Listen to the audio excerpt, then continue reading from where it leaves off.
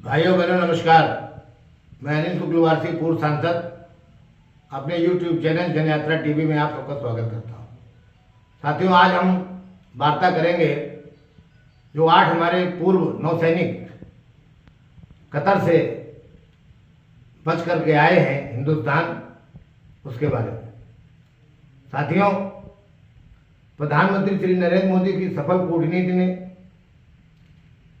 बचाई 8 भारतीय पूर्व नए सैनिकों की जान। भारत के सेवानिवृत्त commander Purnendu Tiwari, captain Navtej Singh Gill, commander Virendra Kumar Verma, captain Saurabh Vashisht, commander Suganakar Pakala, commander Amit Nagpal, commander Sanjeev Gupta व सेलर रागेश कतर में नौसेना को प्रशिक्षण देने वाली एक निजी कंपनी अल दहरा में कतर में काम करते थे। इन भारतीयों को जासूसी के आरोप में अगस्त 2022 में गिरफ्तार किया गया था और 25 मार्च 2023 को आरोप पत्र दायर किया गया और कतर के कानून के तहत मुकदमा चलाया गया तथा 26 अक्टूबर 2023 को इन्हें मौत की सजा सुनाई गई, जिन्हें 28 दिसंबर 2023 को खाड़ी देश की अपीली अदालत ने मृत्युदंड को 25 साल की कैद में तब्दील कर दिया और अब 12 फरवरी को इनको रिहा कर दिया गया है। माननीय मोदी जी व्यक्तिगत रूप से इस मामले को देख रहे थे। पूर्णेंदु तिवारी को छोड़कर बाकी सभी पूर्व नौसैनिक एक निजी एयरलाइन से भारत वापस लौट आए। श्री पूर्णेंदु तिवारी भी कुछ कागजी कार्रवाई के बाद भारत लौटेंगे। यह सब माननीय मोदी जी की सफल कूटनीति और विश्व के राष्ट्रीय अध्यक्षों से उनके संबंधों का परिणाम है। भारत के विदेश मंत्रालय ने भी जो भूमिका निभाई है उसकी भी सराहना होनी चाहिए। नौसैनिकों के परिवार जब विदेश मंत्री श्री एस जयशंकर जी से मिले तब भारत ने कतर को मनाने के लिए तुर्की और अमेरिका तक की मदद ली। श्री मोदी जी ने COP 28 के दौरान भी कतर के अमीर से मिलकर भारतीयों के बारे में जानकारी ली थी। यह मोदी जी का प्रभाव ही था जिसकी वजह से कतर के रुख में उसके बाद से ही नरमी दिखने लगी थी। कतर की ओर से भारतीय नौसैनिकों की रिहाई का फैसला जिस वक्त लिया गया है उस वक्त दोनों देशों के बीच फिलहाल रिश्ते नई ऊंचाई को छू रहे हैं और हाल ही में दोनों देशों के मध्य 78 अरब डॉलर का गैस समझौता हुआ है, जिसके तहत भारत 2048 तक कतर से तरल प्राकृतिक गैस खरीदेगा। इसके अलावा इस वक्त कतर में करीब 8 लाख भारतीय कामगार हैं और 6000 से ज्यादा भारतीय कंपनियां भी काम कर रही हैं। ऐसे में कतर द्वारा पूर्व भारतीय नौसैनिकों को छोड़ने का फैसला दोनों देशों के रिश्ते को भविष्य में और अधिक नजदीक लाएगा। स्वदेश लौटने का सुकून और कैद से आजाद होने की खुशी चेहरे पर लिए पूर्व सैनिकों ने कहा कि मोदी जी के बिना घर वापस आना मुमकिन नहीं था। उन्होंने कहा कि आज हमारे घर लौटने का पूरा श्रेय पीएम श्री मोदी जी को जाता है। उनके निजी हस्तक्षेप से ही यह मुमकिन हुआ है। उन्होंने कहा कि मैं माननीय मोदी जी के साथ ही कतर के अमीर शेख तमीम बिन हमद अल थानी का भी शुक्रिया अदा करता हूं। आज मैं पूरे भरोसे के साथ कह सकता हूं कि दुनिया के किसी भी देश में फंसे भारतीयों की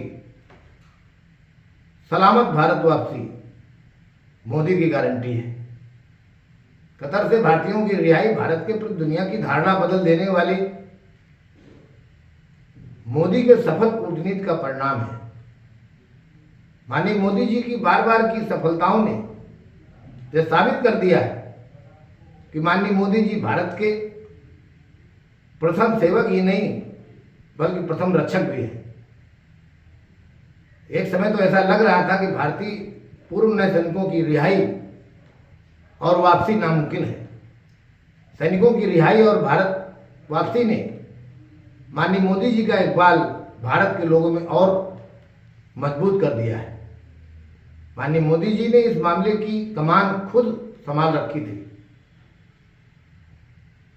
इसलिए उन्होंने राष्ट्रीय सुरक्षा सलाहकार श्री अजीत डोभाल को 6 बार कतर भेजा। माननीय प्रधानमंत्री जी की सलाह, विदेश मंत्रालय और विभिन्न भारतीय खुफिया एजेंसियों के संयुक्त प्रयास से यह रिहाई संभव हो सकी।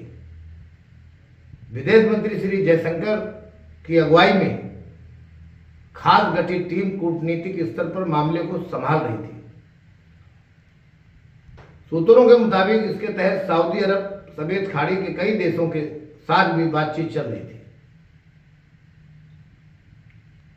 विदेश में काम करने वाली खुफिया एजेंसियों की भूमिका भी काफी अहम मानी जा रही है, क्योंकि अदूरदर्शी कतर जैसे देश से अपने नागरिकों को रिहा कराकर ले आना किसी और के बस की बात नहीं थी।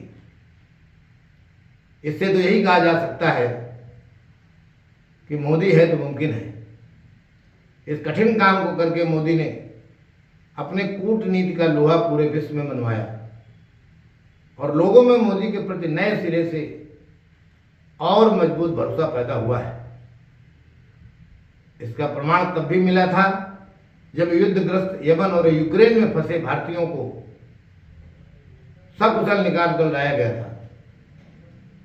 यह और खुश करने की बात है कि भारतीय प्रधानमंत्री संयुक्त अरब अमीरात के दौरे के बाद दोहा भी जाएंगे। इसका अर्थ है कि खाड़ी सहयोग परिषद के देश एवं भारत के बीच आर्थिक व्यापारिक संबंध और मजबूत होने वाले हैं।